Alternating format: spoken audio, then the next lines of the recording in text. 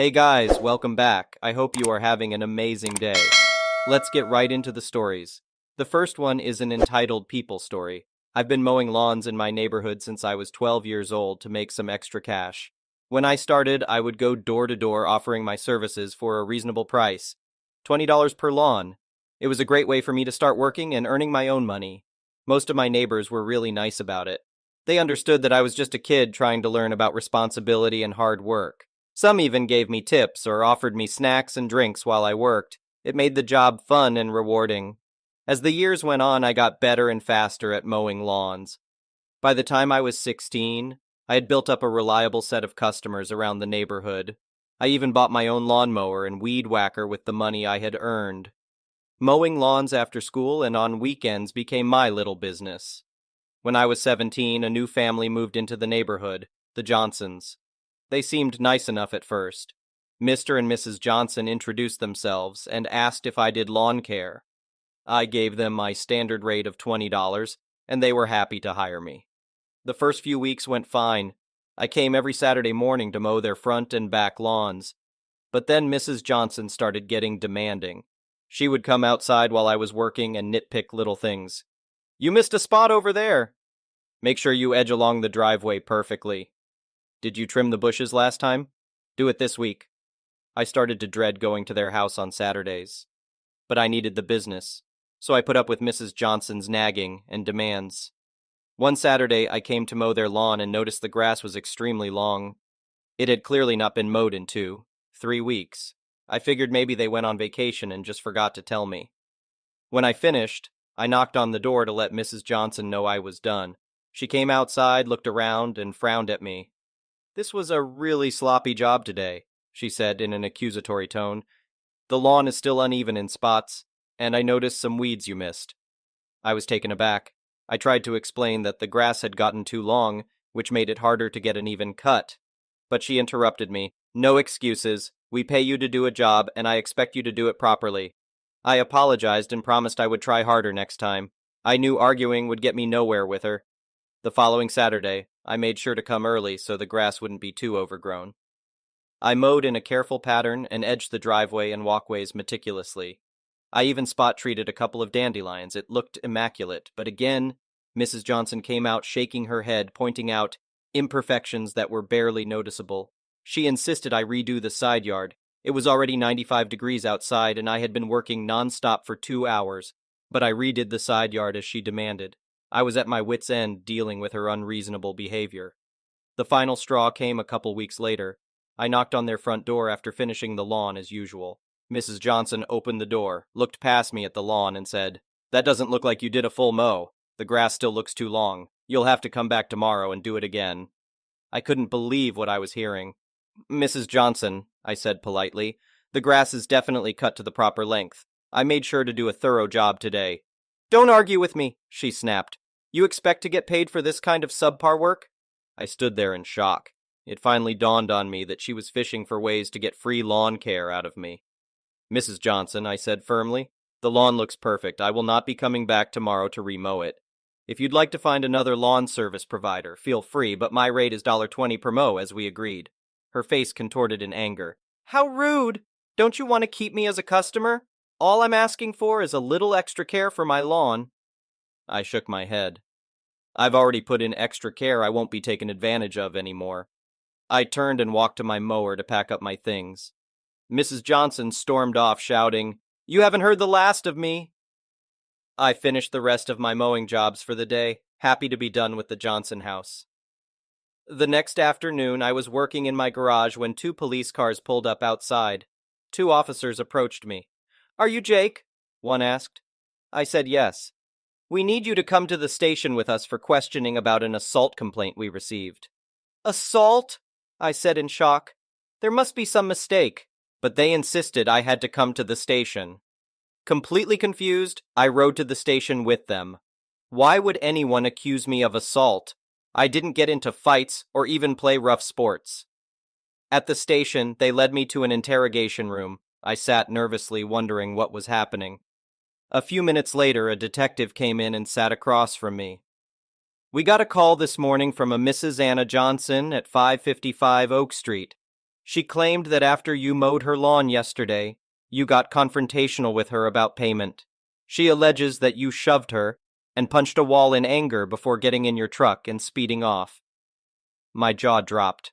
I instantly realized this was the work of that deranged Mrs. Johnson. That is absolutely false, I said angrily. I would never assault anyone. She got mad at me yesterday for refusing to remow her lawn for free. I told her I wouldn't be taken advantage of anymore and left. That's all that happened. The detective studied me for a moment. Can anyone corroborate that you were elsewhere at the time she claimed the assault occurred? I was working in my garage all afternoon. Ask my mom and dad. And why would I have mowed her lawn again if I was already mad at her for trying to get it for free? The detective nodded. I see. We'll need to get a full statement from you, but the details don't seem to line up with Mrs. Johnson's report. After I gave my official statement, my parents came to the station as character witnesses. They were furious that I had been dragged there under false pretenses. The detective apologized for the misunderstanding and said they would investigate Mrs. Johnson for filing a false report. With the lack of evidence and my solid alibi, it was clear I was telling the truth. A few days later, I got a notice in the mail that Mrs. Johnson and her family had abruptly moved out of the neighborhood. I can only assume she was scared of facing charges for her blatantly false accusations. I eventually saved up enough money to start my own landscaping company. If there's one thing I learned from this crazy experience, it's to be wary of entitled, manipulative people, and to trust my instincts when a customer seems dishonest. I hope Mrs. Johnson eventually got her just desserts. But I'm just glad I got out of that situation without it ruining my reputation or getting a criminal record.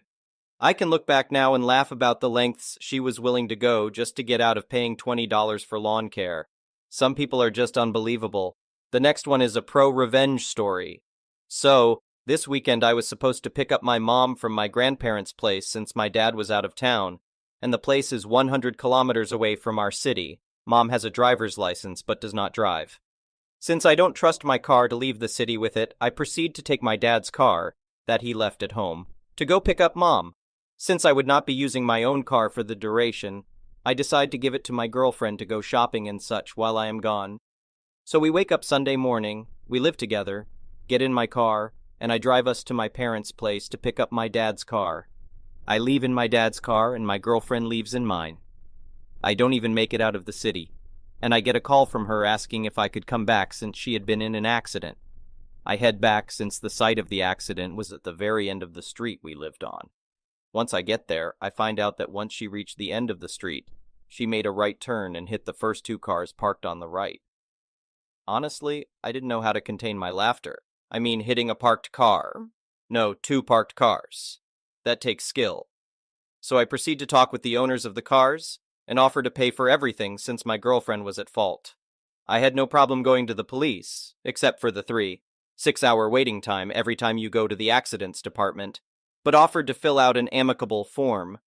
This is something we have in my country, where if you have an accident, both sides just fill out the form and be on their way without contacting the police. I live in the capital city, and we get lots of accidents on a daily basis. Since it was Sunday, and all the insurance places were closed, I could not acquire such a form, so I proceeded to let them photograph my insurance, exchanged phone numbers, and assured them that we were neighbors, and that tomorrow, Monday, I would contact them with the form to fill it out. All is fine, and I leave for my grandparents' place.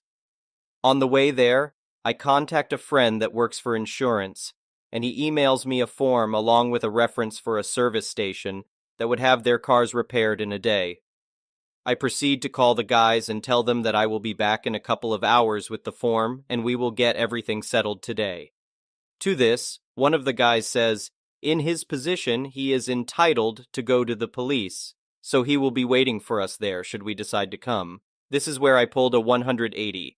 So I was trying to be a decent human being and repair the damage my girlfriend caused, and this guy wanted to waste 3-6 hours of my Sunday because he felt entitled. Fine.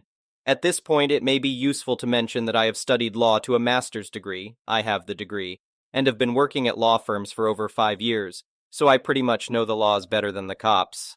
Karma starts to kick in. I call the guys on the way back from my grandparents and ask them to grab a copy of the form that needs to be filled out for me as well. These forms have a number order on them, and first come, first serve. They tell me they cannot since there is only one per person. This is nonsense. I know this for a fact. When you ask for such a form, the cops even ask if the other party is here to give one for them too. Regardless, I get there after they had been waiting for about 2-3 hours and request a form. They had numbers 56 and 57, and I had 89. Mind you, each case takes about 20-30 minutes, lazy individuals. So when their numbers come up, I was just getting my form, and as they enter the office, I also enter and ask the cop, I am also a part of this incident as it was a three-way accident. Should I not also be here when you talk to the other two parties? The cop proceeds to tell the guys to go out of his office and come back when all three of us have filled out the report. The guys proceed to wait another 30 minutes for my girlfriend to fill out the report, and then we all go in once she is done. Now we get to the core of the problem. The most incompetent police officer I have ever seen. I am sure even those among you with no legal background or knowledge will see how pathetic this guy is. People who filed reports, the other two guys, one of them did not even have a driver's license because it was his mom's car, and his girlfriend filled the report. The other guy had a driver's license and filed his report, although the car belonged to his parents. This is relevant since the only people legally allowed to file that report are either the owner of the car or the person driving it at the time, which none of these two were. The cop finds my girlfriend guilty, as she truly was, for goodness sake, and proceeds to fill out the paperwork. I ask him, Officer, do you know the regulations for parking on the street this incident happened on? No. And do you not think it is relevant to the case? Now, I don't remember exactly what he said, but it was all gibberish, ending up with, you really dislike cops, don't you? To which I answer, I dislike incompetent individuals in any profession. He ends up getting his way since he was the authority in the situation and proceeds to ticket my girlfriend and hand the guys copies of my insurance to get their cars fixed. Edit. Small detail I left out. The cop did not take pictures of the damaged cars, as is mandatory by law for any case that comes across his desk. He literally has no evidence an accident ever happened apart from the word of the other two guys. I'm sure that any policeman reading this would have a field day. Cue karma. As soon as I get home, I start to do exactly what society and my profession taught me. Sue him. I filed the lawsuit on Monday and got a date in 4 months. Litigation in non-penal cases is very slow in my country. The usual time to finish a lawsuit is anywhere between 1 and 8 years, depending on how much your lawyer wants to push it. The thing is that she was, in fact, at fault, and had they just taken me up on my offer and not wasted my time, they would have had their cars fixed by now, Tuesday, but they were entitled to go to the police. Fact. Parking regulations on that street, as any other for that matter, state that cars should be parked parallel to the sidewalk. Not on it, not perpendicular, parallel. The street has a few apartment buildings, so there is nowhere near enough parking places, so the neighbors made a convention to park perpendicular to the sidewalk to fit more cars, taking up a whole lane of traffic, but that's another story. The thing with conventions is that it's all fine and dandy until something happens, and the police get involved. Then, the law states you must take responsibility for what happened. So basically there is no chance whatsoever that we will lose the lawsuit, and I will even drag it out as much as possible. I'm thinking I could get it up to 4-5 years, no problems. Now another kink is a law that states that any item that is under litigation does not produce legal effects. In translation, this means that until the judge gives a verdict to my lawsuit, the ticket is suspended, so the guys will not be able to fix their cars, not even on their own dime. It is somewhat assimilated to evidence, but at a much lower scale. Also, once the process is over, not only will I not be paying for their repair, they will be paying for mine. My main argument in the lawsuit is a legal concept known as a causality link, which applied to my case means, yes, my girlfriend caused an accident, but that accident was caused by you parking your cars illegally. If you would have parked legally, there would have been more room. Your car would not have been in that spot, and thus would not have been hit regardless of my girlfriend's actions. So basically, your action of parking perpendicularly caused the damage to my car. Don't know if it's pro, but surely is revenge enacted over years. The next one is a petty revenge story. I am a grocery store cashier for a very small chain in southeastern Michigan. For 6 hours a day, 4 days a week, I ring order after order of groceries. Believe me, it gets monotonous. About a week or two ago, it was a super busy day. I had been going non-stop for 2 hours with no time between customers. That's when, during the short 5-minute lull that miraculously arrived, Karen came along. I went through my usual spiel, hi, how are you, paper or plastic, etc., and started ringing her groceries. She had a lot of fruits and veggies, which is cool, better than some of the things I have to ring, don't ask seriously. And then came the grapes. Now don't get me wrong, I love grapes. Sweet, crunchy, tart, and they don't require really any prep before you can eat them. Yum. No, my issue was with the large spider that was in the bag with the grapes. I have a serious spider phobia. When I was a kid, a spider, no idea which kind, we were on a family biking trip through a nearby nature trail when it happened, bit me on the arm, and over the course of a few days, my parents just thought it was a mosquito bite at first, it swelled up into a big, hard lump the size of a softball. I still vividly remember the night they finally realized that they needed to take action and rushed me to the nearest hospital ER. Traumatizing. Ever since I can't see a spider without shrieking and freezing up. Any other bug in the house? No problem. I see a spider, one of my brothers has to come rescue me. So, as you can imagine, the large bag of grapes spider did not go over well. I managed to mostly quell the shriek, instead letting out a strangled yelp, and jolted back from the register and defending bag, and refused to touch it again until the spider was very dead. My grocery store is one of those that still has a separate bagger job, so I wasn't alone at the register. The very nice kid who was my current bagger was kind enough to come around and remove the spider-infested sack of fruit, and went to get Karen a new bag. I apologized and started to scan again, and as soon as he left, the ridicule began. It was just a spider, why did you freak out? Are you seriously telling me that a grown-ass woman had to have a teenage boy rescue her from an itsy-bitsy spider? How pathetic, just get over it, it was the size of a pea at best. I carried that bag all the way over here. I'm scared of spiders and I was just fine. You shouldn't have had an issue swiping it and moving on for 5 seconds. And so on and so forth. Meanwhile, I just had to sit there and smile at her. As soon as he came back, she shut up and was all smiles and compliments for such a nice young man. That was where I decided to get petty. Now, in my store, produce is rung one of two ways. It might be the same everywhere, I don't know, but anyway. It is either rung up by count or by weight, so we have a scale built into the register to weigh items. Grapes are priced by weight, so I went ahead and dropped the nice new spider-free bag on the scale. And while I typed in the produce code, I made sure to ever so stealthily place my thumb on that scale and apply the slightest bit of pressure, magically turning 2 pounds 7 ounces into 4 pounds 2 ounces. And at $3.99 per pound, it made a difference. Mind you, Karen had a huge order so that 1 pound 7 ounces didn't noticeably affect the total.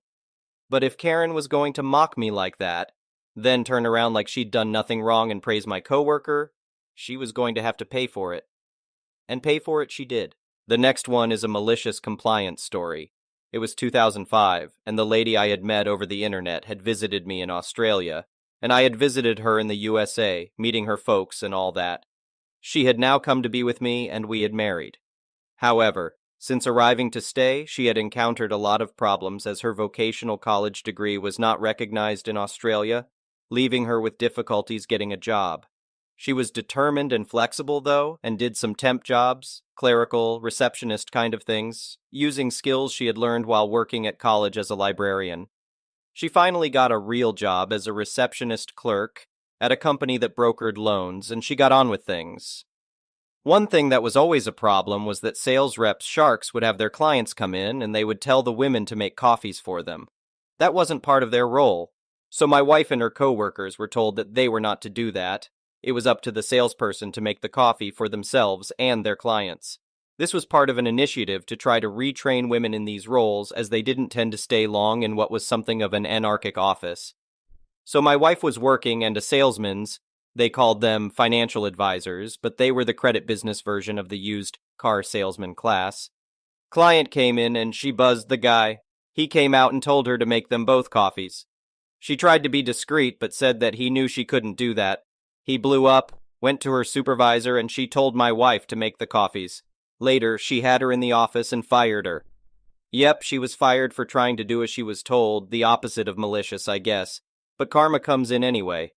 She was fired, but asked to stay on until they got another person to replace her. For the next 2 months, she continued to go to work, now able and ready to refuse anything she didn't want to do, especially the coffee making. The same guy tried once. She said no, so fire me.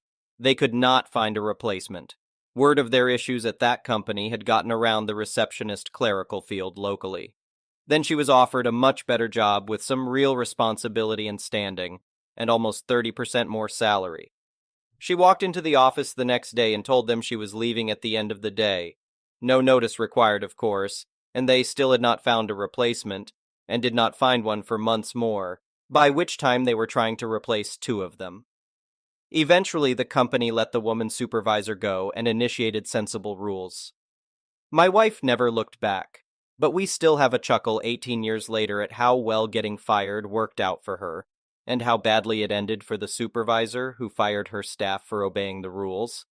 Thank you for watching. I would really appreciate it if you could like the video and subscribe to our channel if you haven't already.